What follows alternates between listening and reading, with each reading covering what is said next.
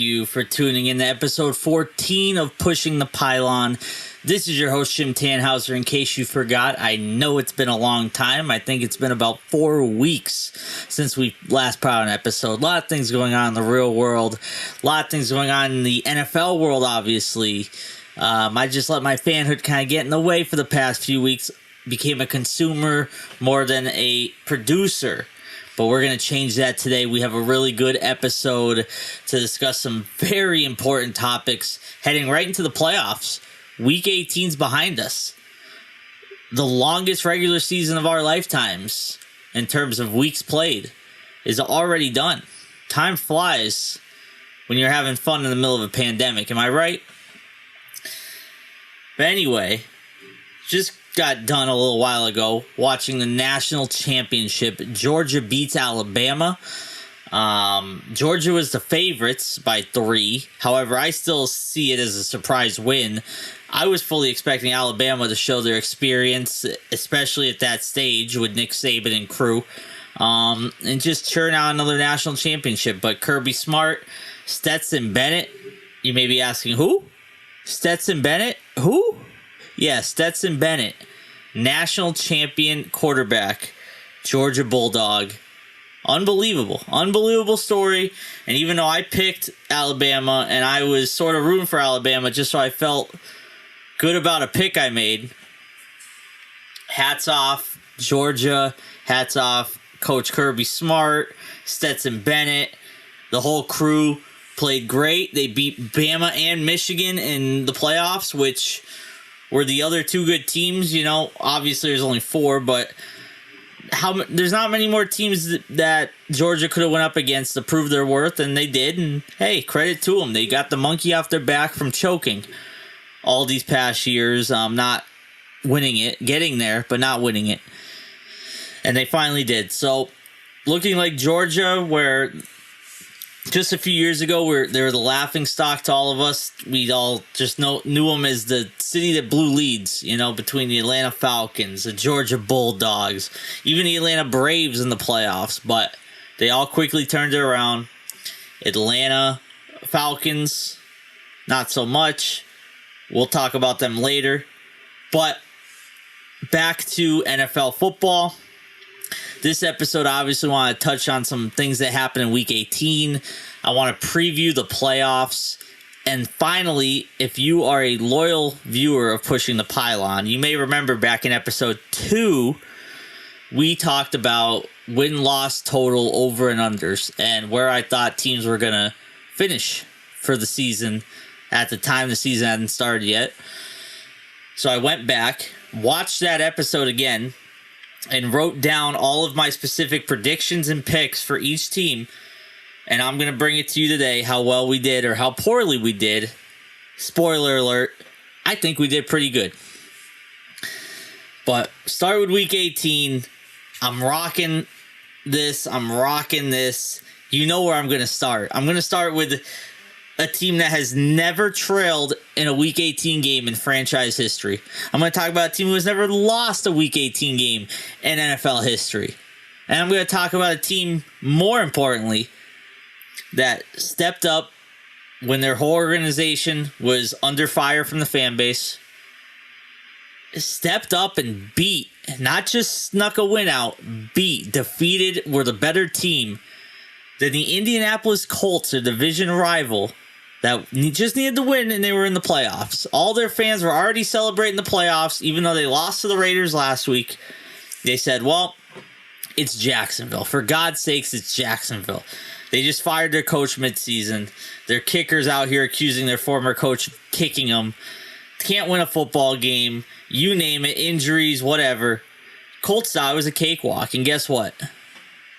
It was one of those 2 words. It wasn't cake, but they surely got walked around. They got dog walked by the Jaguars. Final score of that game was, let's get it exact. I should know off the top of my head, but 26-11. Kind of a weird score.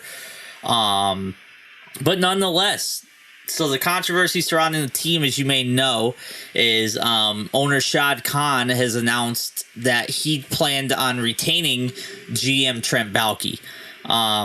to the dismay of many, if not all, Jags fans, including myself. This GM has been around for a few years now, has not produced results by any means. Actually is almost like the opposite of a King Midas, where everything that Trent Baalke touches turns to absolute garbage. Garbage. You know, Joe DiMaggio, well, this is a lot more Joe Garbaggio. And Jags fans are sick of it. You know, they got rid of the head coach. That was the problem with Urban Meyer.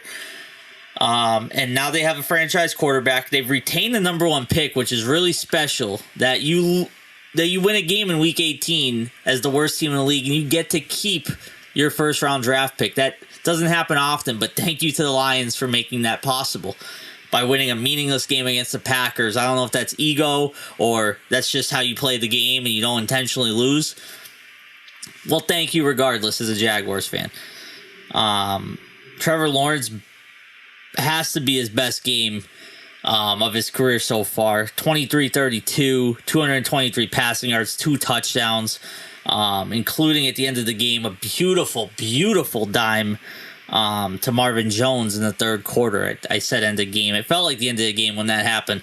But beautiful escape the pocket, beautiful back pass. I believe it's to the right side of the end zone. Definitely the back end of it. Marvin Jones showing why the Jaguars went after him in free agency. And fortunately they didn't end up with a guy like a Kenny Golladay. I don't even want to say a guy like Kenny Golladay, no disrespect. It's more of the situation he's in New York. But a situation where you're paying a receiver that many millions to catch 0 touchdowns on the season and offer minimal production to your offense. Marvin Jones proved that he can contribute plenty. He's going to hopefully stick around next year, play the same, if not better, while Trevor Lawrence only gets better. And that's going to be really cool to see. Colts, on the other hand, my God, I don't think Carson Wentz is the answer. And not only is he not the answer, but they lost their first-round pick this year to Philly because he's not the answer. A lot to discuss and talk about in Indianapolis. But the priority should just be keeping an offensive line, keeping Jonathan Taylor happy, and give him the goddamn ball every chance you get, because he is, this year anyway, proven to be a top... This year, definitely a top 3 quarterback or running back in the league, but once injuries brings people back like the Derrick Henrys of the world, he's going to fall out of that, but I think he's a top 5 running back in the league. Some may say that's too early to say. I think we're right on time. And for those of you who are watching the podcast visually, forgive me as I'm about to adjust this slightly. Actually, I don't think I can. I don't want to ruin the background for the viewing experience. I just talk too much with my hands, and they're out of frame, and it looks weird. But you know what? We're not here to see my hand movements. We're here to talk football. We're here to get good content in. And we're here to talk about how the Jaguars embarrassed their division rival, even during an embarrassing season as a 3-14 season. It is what it is. It's a moral victory, but at least it's also a literal victory. And it didn't hurt the draft position, like I said. So they still have every single eligible player in the draft to pick from. That could be a really good thing or a really bad thing, because that means there's a lot more busts available. But we'll talk about the draft plenty more when we get closer to April. We're going to have some good content planned for that.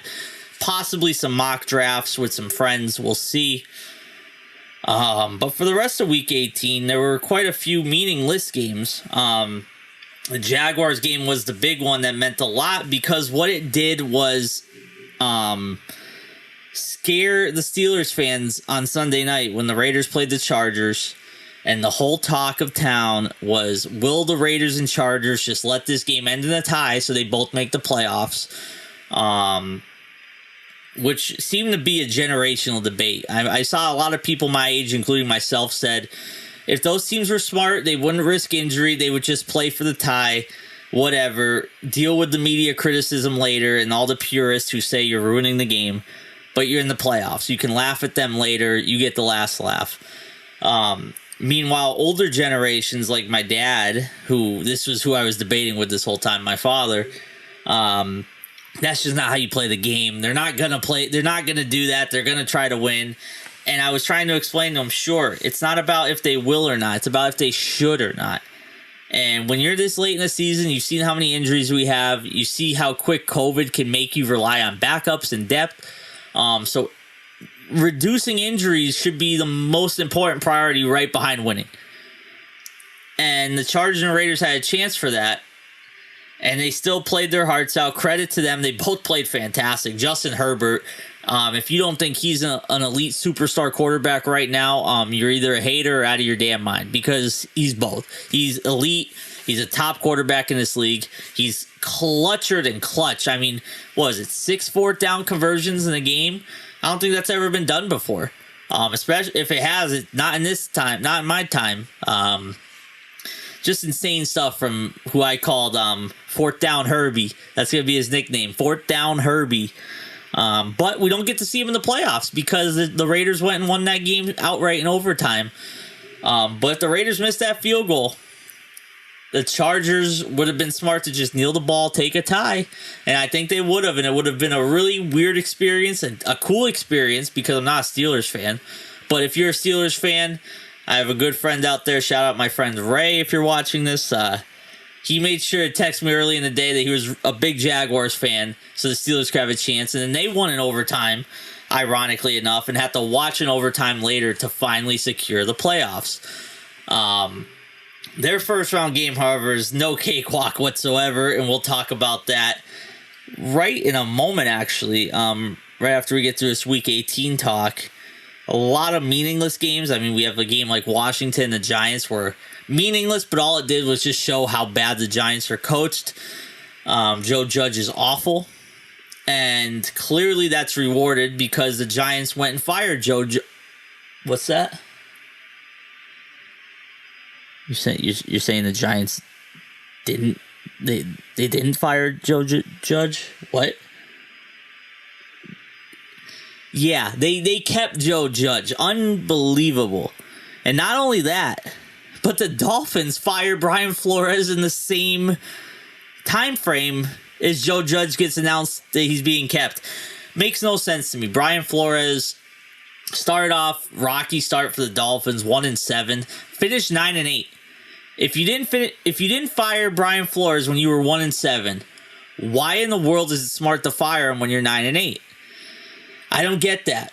All Seth told me was that you wanted him fired when you were 1-7, and you just kept him around because you were winning, even though he had no chance to keep his job, and that's rotten.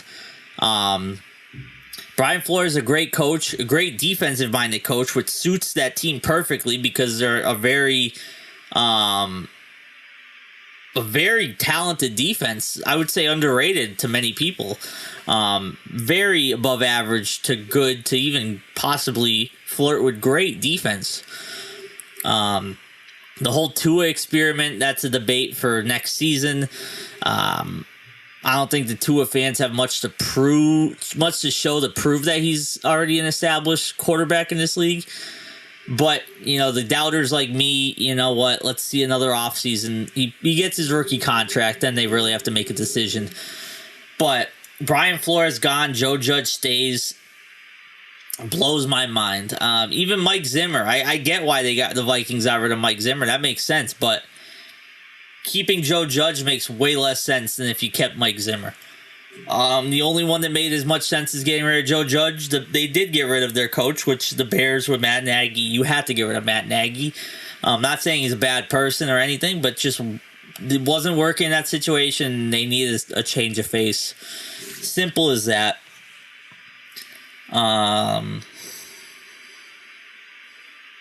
The 49ers-Rams game was really huge. Rams had a huge lead, 17-0.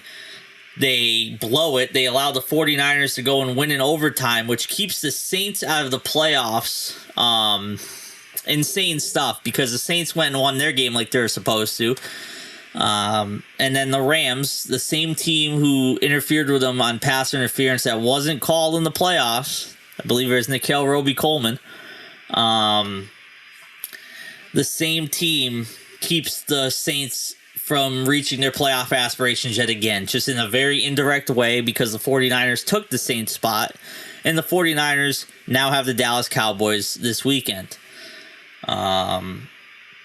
which seems like a perfect time to transition. The NFL playoffs start this weekend coming up. If you're watching this, Saturday will be the first set of playoff games.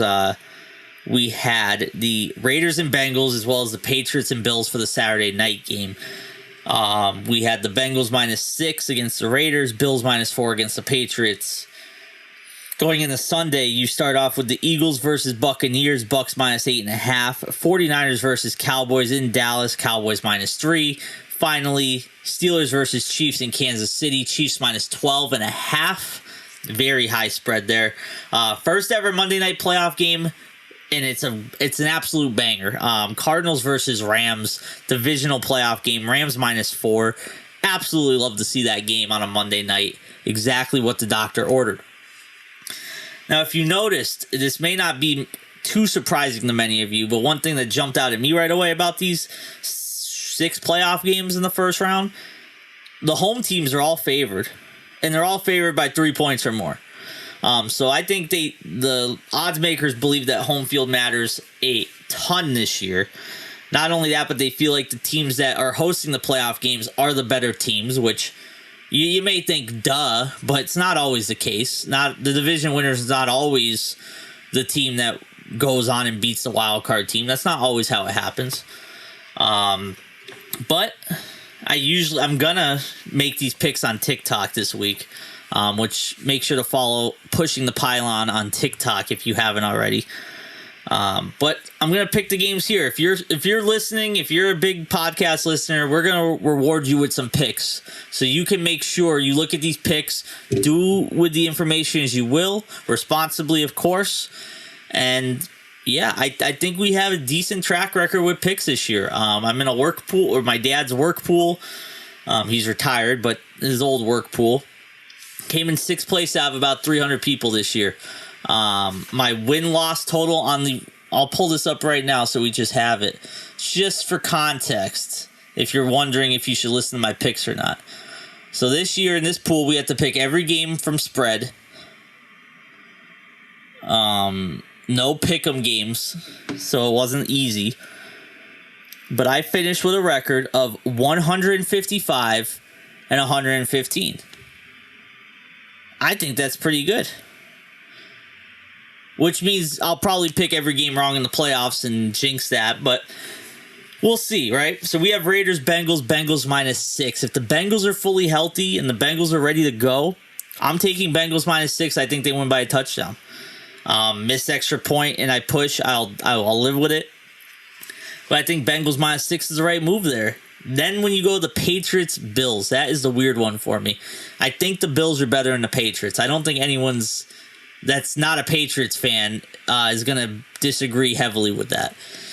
However, it's the playoffs. Experience matters. The Bills, while they have been experienced the past few years, the Patriots, especially most of their coaching staff, has been experienced for decades in this situation. The Pats are used to hosting home games this early in the playoffs, I'm sure. But they'll adjust. They'll get over it. They just won in Buffalo earlier this season. Given the weird weather that hopefully, for the sake of entertainment, we won't see again this weekend. We can get actual football weather so we can see a full game. I think the Bills win the game, but with the -4, you almost want to take the Patriots, and you want to hope it's a field goal game either way. It's looking like that, but for now, I'll probably take Bengals -6, Pats -4. Sunday, we have Bucks, Eagles -8.5. I think that line is way too high. However, the way the Eagles have been, I don't know if that's enough. It's a really weird conundrum. Bucks, they lost AB, obviously. They lost Chris Godwin, obviously. Mike Evans seems to be back, fortunately for them. Leonard Fournette hopefully comes back for them. And then hopefully they get back, the linebacking core like the Pierre-Pauls and the Barretts that they've missed in these past few weeks. -8.5. Right now, my gut tells me that the Bucks will win by more than 8.5, closer to 10 to 14 points. But it depends if the Bucks aren't going to be fully healthy. If Fournette's going to be out again, which I don't know if he is or not. I haven't looked it up, admittedly. Maybe it's in the news, but last I heard, he was hopeful to come back for the playoffs, and they were kind of holding him out in the regular season to ensure that. We'll take Bucks minus 8.5 for now, but stay tuned on TikTok. I may change my mind there. 49ers versus Cowboys. I think this is, besides... No, I was going to say this might be the most competitive game of the weekend, but given Pats, Bills, Cardinals, Rams, I think both of those games are going to be barn burners. This game could be 2, but I'm going to go with Cowboys minus 3. I do think the Cowboys finally show the league that they're not going to be the choke artists that we all thought they were anymore. It's the year of the choke artist, and if Georgia Bulldogs won the national championship, maybe the Cowboys can get to a Super Bowl. Who knows? We'll see, but I'll take Cowboys minus 3 there. Chiefs Steelers, Chiefs minus 12.5. A lot of people. Well, again, disclaimer, this may sound obvious. This may sound like a duh. It's only one of 2 situations. But you're going to have half the people thinking 12.5 is a number to scare away the casuals and take it because the Chiefs are just going to run through the banged up Steelers. Or 12.5 in a playoff game is way too high. These are both playoff teams that deserve respect, and that the Steelers can keep a single-digit ball game. I'm stuck on this one personally. This might be the hardest game to pick of the week, even though I think the Chiefs are supremely better. We're going to say that the Chiefs step up. We're going to say that the Chiefs wake up on offense, show that they're legit, their defense can play halfway decent, contain Big Ben, who's already on borrowed time with his career right now. We'll take Chiefs minus 12.5. Hope they win by 2 totters. And Monday Night Football, arguably game of the week. West Coast, anyway, you'd be saying this. East Coast, going to say Pats, Bills. Cardinals, Rams, Rams minus 4. Monday Night Football. I love the Cardinals. If you've been watching this season, I picked them to win the division. They just missed out on that. But Cardinals versus Rams, Rams minus 4. I think the Rams, I know that the Rams are all in this year. They gave up all their draft picks to go get this high-level talent on both sides of the football. Cardinals no slouches either, but I think the X factor is going to be at the Cardinals lost DeAndre Hopkins. DeAndre Hopkins versus Jalen Ramsey is a fireworks show every time they go against each other, dating back to when they played twice a year in the AFC South. I'm going to take Rams minus 4. I'm going to be rooting for the Cardinals deep down because I want to see Kyler Murray succeed, but I also want to see this guy right here, number 20, former Jaguar, Jalen Ramsey. He can hate on the Jaguars franchise all he wants. A lot of it's deserved at this point. But Rams minus 4. I think I'm going to go with Rams minus 4 here. I think the Rams show it. They're all in, and they're going to just turn it on up, while the Cardinals have a lifetime ahead of them of more playoff chances, and Kyler's going to get them there most, if not every year between now and the end of his career. So that's the first round of the playoffs. We know that the Packers and Titans are waiting in the sidelines for whoever wins. They're getting ready to go. I think the Packers benefit heavily from the time off to figure some things out, because whatever happened in Detroit was really weird. Even though they rested Rodgers at halftime, I get that. They weren't really trying. But by the way, side note, Jordan Love, is he really that good? Because he didn't look good at all. His passes look brutal. He was throwing balls like the guy was open, and he's making the receiver have to make a highlight catch because he can't make a good pass. If I'm a Green Bay fan, I'm begging that Rodgers didn't mean that it's his last year in Green Bay. I hope he has the Brady effect if I'm a Green Bay fan, because Jordan Love needs a lot more time to develop, or the Packers need a lot more time to figure out a better situation at quarterback. I think the former is the more reasonable way to go, just because you spent the first round pick on Jordan Love, and he's not complete garbage. He's just he's greener than the jersey on his back. Put it that way.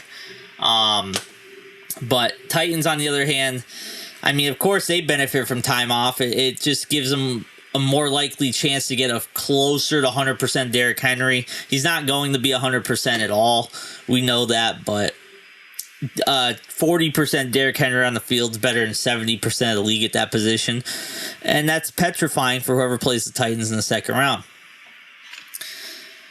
Moving on, and this is, I was so excited to do this, is go over our win total predictions from episode 2. I'm going to link in the description of this YouTube video if you're watching this on YouTube. The link to episode 2 if you want to go back and watch that segment so you know I'm not lying about what I'm saying here. But we did pretty good. We had a record of 22-9-1. Only one push. 22 dubs, though. That's not bad. A wagering individual, responsibly and legally, of course, would have benefited heavily from tailing these picks. 22-9-1. That's you'll take that every time. Every day of the week, you'll take that. Start off with the Cardinals. Their win total was only over under 8. They easily got over 8. They looked like a fantastic team this year. You know what? While I do this, I didn't write their exact win totals next to it, which I should know a lot of them off the top of my head, but we'll pull it up just to save the pause time down the road. So yeah, it was Cardinals over under 8.5. I mean over under 8 flat. I took the over. They won 11, so they smashed that. And then I said they have an outside shot to win the division, which they did. They were one game out. And I said double-digit wins, which they did. They won 11. Moving on next, I said the Atlanta Falcons under 7.5 wins, but I said they'd be close to 500 with 7 or 8 wins. They finished 7-10. Under 7.5, 7. Eke that one out, but we did it. Ravens, what the? This light just randomly went on. Anyway, Ravens over 10.5 wins, I said. And the Ravens, that was our first wrong one so far of these picks. The Ravens only hit 8 wins this year. Disappointing year for them. I will take a little bit of the blame off myself by saying that Lamar Jackson was very banged up and Tyler Huntley and crew, they did a good job, but they couldn't eke out the wins, especially end of the year with the Week 18 game against the Steelers. This got a lot brighter, didn't it? Am I just going crazy? I feel like I have to adjust all these light settings around here. Okay, anyway. So then we move on. We had the Bills. I said over 11 wins. That's a push. So revise what I said earlier. We had 2 pushes. I don't know where I got 22-9-1 from. I was counting crazy earlier. You do your own math. But we have the Bills. I said over 11. That's a push. I said AFC Division champs of the future. 10-11 wins. No doubt. And they had 11. Pat on the back. Panthers, I said under 7.5 wins. They had 5 wins. We nailed that one. Bears under 7.5 wins. I said the Bears would definitely get 7 or less wins. They had 6. That's correct. Bengals, this is probably my worst prediction yet. As a Joe Burrow person, I'm very disappointed in myself with this one. I said under 6.5 wins for the Bengals. I said they'd be right around that 500 mark in last place in their division. They won their division. So, and if anything, the standings, I almost had them flipped. I had the Ravens winning that division, the Bengals in last. It was the exact opposite. So, humbled myself a little bit there. Couldn't have been any more wrong on the Bengals. Kudos to them, and look at me now. Now I'm picking the cover -6 in a playoff game. Went from saying they're the last place team in the division with the Browns, Ravens, and Steelers to picking them to win the first round playoff game. Growth. That's what counts. Growth. Browns, I said under 10.5 wins. They finished with 8. I said 10 or 9 games possibly, but I said 8 or 9 games, but 10 is a stretch. 8 or 9 wins is what I predicted. They had 8 wins. Cowboys, I said over 9 wins, win their division, over 10 wins, quote, book it, I said. They finished with, of course, 12 wins, won their division. Everything looked good there. Another dub. Broncos, I said under 8.5 wins. I said they'd get 8 or 7 wins. They finished 7-10. We banged that prediction nice and accurately. Lions, I actually got this one wrong. I said Lions would have over 4.5 wins. They finished with 3. But I did also say that they would rely on Amon-Ra St. Brown heavily. They sure did. I said 5 or 6 wins with Goff, which was wrong. I said they're still going to stink. And they still stunk. So it's wrong, but it was a light wrong. Not a heavy wrong like the Bengals. Moving on there, we had the Packers. I said over 10.5 wins. Easily smashed that. 13 wins on the season for Green Bay. I said they would win the NFC North. They would make a good playoff run. Adams would probably have another ridiculous year. I said 12 wins for the Packers. They got 13, even more impressive. But still a win with over 10.5. The Houston Texans, this was a fun one. I went back and watched this one, forgot all about it. I did a coin toss because at over under 3.5, I wasn't sure because I thought the Texans would be the worst team in the NFL. They weren't even the worst team in the division. That was held by yours truly. So I flipped a coin, and it ended up being that, what was it? Was it under? Yeah, I believe the tails was under. Now, I wrote here over, but I think it was tails, which was under. And I said they could go and accidentally win 4 games. And guess what? They went and won 4 games. Was it accidental? Maybe I can't disrespect the Texans that much, but close enough for government work. Colts, I said over 8.5 wins. They had 9. That's correct. Jaguars, I got them wrong. I said over 6 wins. Of course, I'm biased there, but I'll still take the loss. I'll still take the L on this one. I said no matter how bad they are, you can go back and I said this word for word, and it was really telling, especially in Week 18. I said no matter how bad the Jaguars are, they usually split with the Colts, and they did again. Beat the Colts when it mattered the most. And I also said they could win in Gillette. We'll pretend that was close and not a 50-10 game. We'll pretend they could have won in Gillette. You know, they definitely could have won in Gillette. If they scored 51 points, they could have won in Gillette. Put it that way. Just saying. The Chiefs, I said over 11.5 wins. They had 12. That's a dub. I said they could have a great year and only win 12 still. Bam. And I said they will win the division. Bam. I don't think that was a huge, bold prediction to say they would win it. But nonetheless, we'll take it. Raiders, I got them very wrong. I said under 7 wins. They had 10, so that was way off. But I also within those Raiders talk, I mentioned that the playoffs race was going to be very tight this year. I said we're not going to know the playoff picture until the last week of the season. And that was exactly what happened. With the Raiders game in particular, it actually was the last game of the week, and we didn't have a full playoff picture until that game was over. So, Hauser does it again. You know the vibes. Chargers over under 9 wins. I said over 9 wins because Herbert can ball. That was a push. They finished with 9 wins. They could have easily got their 10th on Sunday night, but they didn't. They fumbled the bag. Rams, I said under 9.5 wins, not because I thought they'd be bad, but because I thought their division would make it very hard for them to win over 9 games. I was wrong. They won 12 games and then did win their division on top of it. I predicted 9 wins exact for the Rams, which 3 wins off. Dolphins, I said over 8.5 wins. They had 9. Proved me correct. We'll keep it at that. Vikings, under 9 wins I gave them. They finished with 8 wins, so that was also a dub. Patriots, I said under 9.5 wins. I thought they'd finish with 9 wins. That's wrong. They finished with 10 wins. So, Pats fans, you can laugh at me. I underestimated your team by 1 game. Saints, I said they'd have over 8.5 wins. They had 9 wins. That's a dub. Giants, I said under 7 wins, which is a dub because they only had 4, but I also predicted specifically they'd be right around 7, which was wrong. Ironically enough, though, I thought the Giants would finish 3rd in their division with 7 wins. Washington finished in 3rd place in that division, but they had 7 wins. So I was on track that 3rd place team would have 7. I had the wrong 3rd place team in there.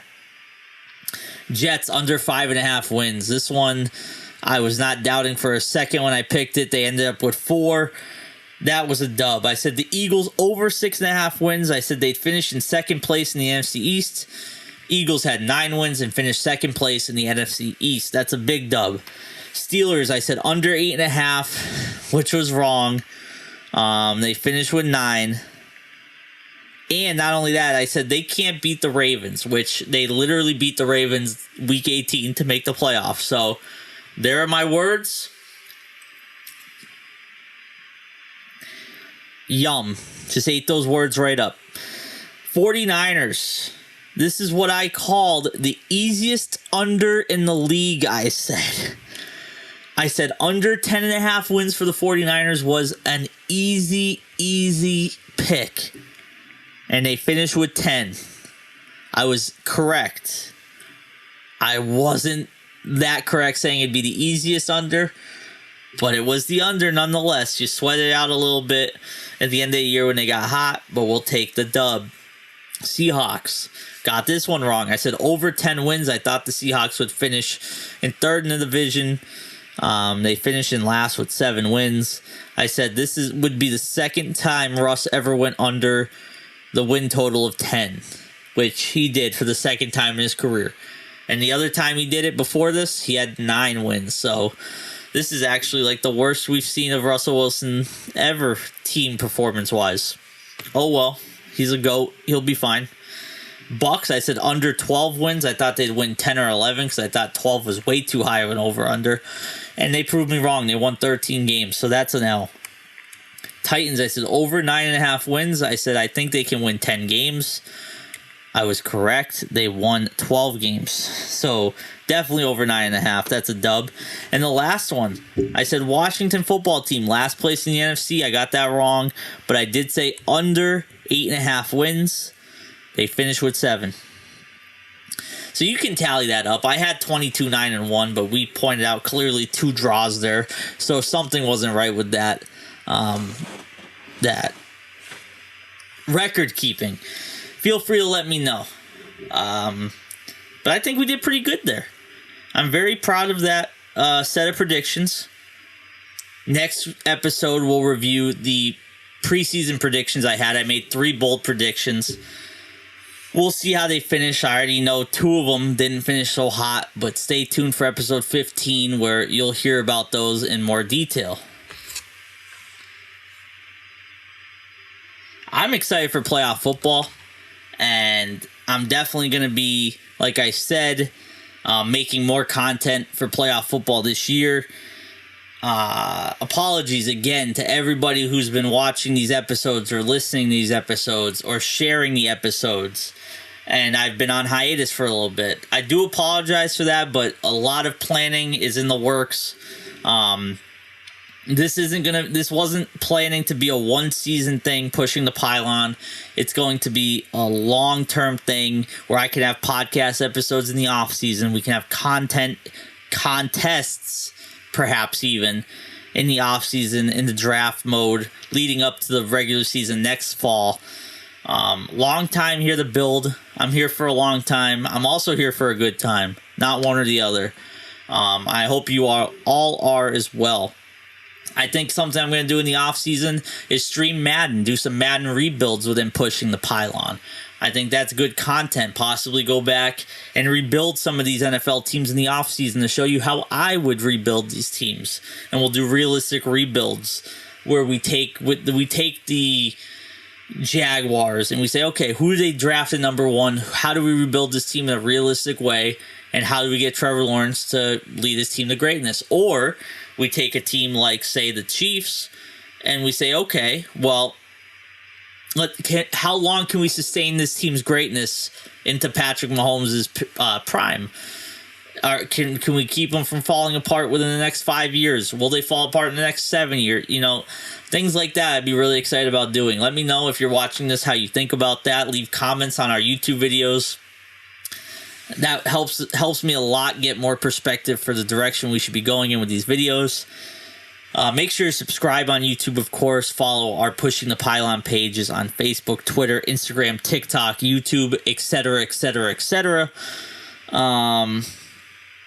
And yeah, I think that's about all I have for you today. Be on the lookout for more content and reach out with more ideas if you have them. If you're a good football mind out there and you know that you're a good football mind out there and you want to be on the podcast as a guest or as a contributor in any way, reach out. I'm looking for more of a team on this. This isn't just a solo man effort.